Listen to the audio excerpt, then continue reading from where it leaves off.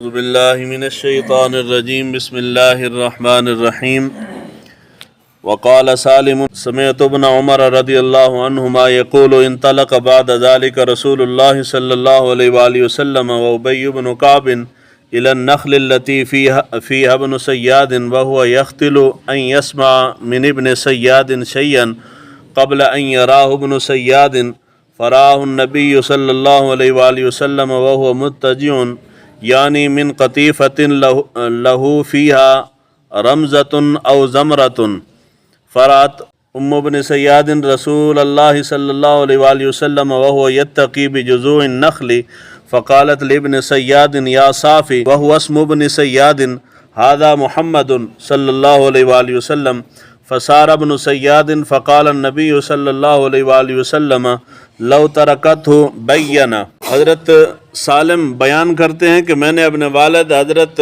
عبداللہ بن عمر رضی اللہ تعالیٰ عنہ ان سے سنا کہ اس کے بعد سے مراد یہ ہے کہ اس حدیث مبارکہ کا پہلا حصہ جو ہے، پہلی حدیث مبارکہ پہلے گزر چکی ہے ابن صیاد کے متعلق۔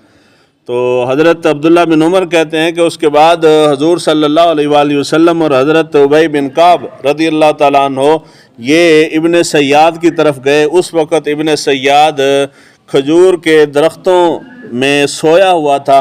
حضور صلی اللہ علیہ وآلہ وسلم نے یہ حیلہ کیا کہ آپ کھجور کے درختوں کے اندر چھپتے ہوئے جا رہے تھے۔ اس وقت ابن صیاد جو ہے وہ کھجوروں کے درختوں کے پاس سویا ہوا تھا، اس کے اوپر چادر تھی اور وہ گنگنا رہا تھا۔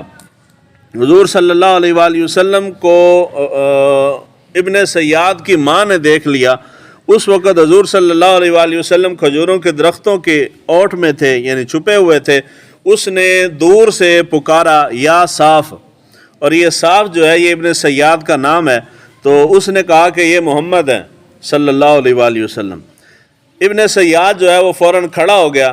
حضور صلی اللہ علیہ وآلہ وسلم نے فرمایا کہ اگر یہ اس کو نہ بلاتی، آگاہ نہ کرتی تو آج اس کا سارا معاملہ جو ہے وہ آشکار ہو جاتا۔ ابن صیاد کے متعلق پہلے تفصیل کے ساتھ روایت گزر چکی ہے، یہ اس کے متعلق دوسری روایت ہے۔ ابن صیاد کے متعلق سب سے بڑا اعتراض جو ہے وہ مخالفین یہ کرتے ہیں کہ جب اس نے نبوت کا دعویٰ کر دیا تھا اور وہ بھی حضور کے سامنے کیا ہے، تو اس کے باوجود حضور صلی اللہ علیہ وآلہ وسلم نے اس کو قتل نہیں کروایا، باوجود اس کے کہ حضرت عمر فاروق نے کہا کہ یا رسول اللہ میں اس کو قتل کر دوں، مجھے اجازت دیں، لیکن حضور نے فرمایا کہ نہیں، حضور نے اجازت نہیں دی۔ تو مخالفین کہتے ہیں کہ حضور صلی اللہ علیہ وآلہ وسلم کو معاذ اللہ استغفر اللہ اس کے بارے میں شک تھا کہ شاید اس کے پاس غیب کی خبریں آتی ہیں، حالانکہ یہ سراسر جھوٹ ہے۔ نبی عام بندے کو شک ہو سکتا ہے، نبی کو احکام الہی کے اندر کبھی شک نہیں ہو سکتا۔ اگر نبی کو شک ہوگا تو پورا دین مشکوک ہو جائے گا، اس لیے نبی شک سے پاک ہوتا ہے، عام انسان کو شک ہوتا ہے۔ ہمیں معلوم ہے کہ شاید پتہ نہیں جو میں بات بتا رہا ہوں ٹھیک ہے یا نہیں ٹھیک، مگر نبی کو شک نہیں ہوتا۔ حضور صلی اللہ تو اعتراض یہ ہے کہ جی قتل کیوں نہیں کروایا اگر شک نہیں تھا؟ تو اس کے دو جواب ہیں جو علماء نے دیے ہیں۔ پہلا جواب یہ ہے کہ اوپر کی روایت کے اندر گزر چکا ہے کہ ابن صیاد نے جب حضور صلی اللہ علیہ وآلہ وسلم کے سامنے نبوت کا اقرار کیا، دعویٰ کیا کہ جی میں نبی ہوں، اس وقت وہ نابالغ تھا، یعنی اس کا شمار بچوں میں تھا، وہ میچور بالغ شخص لڑکا نہیں تھا بلکہ وہ چھوٹا تھا۔ تو نابالغ کا کلام جو ہے وہ شریعت کے اندر قابل گرفت نہیں ہے، اس کو حضور صلی اللہ علیہ وآلہ وسلم نے نابالغ ہونے کی وجہ سے چھوڑ دیا۔ اور اس کو قتل نہ کرنے کی دوسری وجہ یہ تھی کہ وہ زمانہ تھا جب حضور صلی اللہ علیہ وآلہ وسلم نے یہودیوں سے معاہدہ کر رکھا تھا۔ حضور صلی اللہ علیہ یعنی معاہدہ یہ تھا کہ نہ یہودی مسلمانوں پہ حملہ کریں گے، نہ مسلمان یہودیوں پہ حملہ کریں گے، کوئی کسی کو تکلیف نہیں دے گا، یہ معاہدہ تھا۔ اس معاہدے کی وجہ سے بھی حضور صلی اللہ علیہ وآلہ وسلم نے ابن صیاد کو چھوڑ دیا، کچھ نہیں کہا۔ اس کا مطلب یہ نہیں ہے کہ کوئی جو نبوت کا دعویٰ بھی کرے تو مسلمان اس کو چھوڑ دیں، ایسا نہیں ہوگا۔ حضور نے اس وجہ سے اس کو بچہ سمجھ کے چھوڑا ہے۔